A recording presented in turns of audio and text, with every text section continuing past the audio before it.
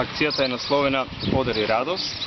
и се состои во тоа што се собира користена облекла и обувки за лица кои имаат потреба од неа. Ова акција е иницијатива на млади волонтери во склоп на самата парохија и е втора акција од ваков вид во самата парохија. Со таа акција сакаме да покажеме дека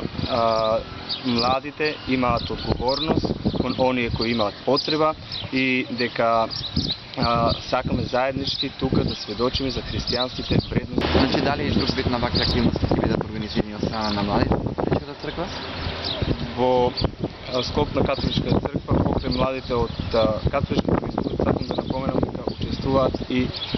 православни верници, млади, кои се исто така активни во самата парохија и во минатото следуваат заеднички акции кои сведочат за христијанските вредности, но исто така и во иднина ќе имаме заеднички акции кои пак целта ќе им биде да се посведочат христијанските вредности во нашето општество. Како еден пример сакам да напоменам дека во блиска иднина ќе имаме едно предавање за ракот на дојки жени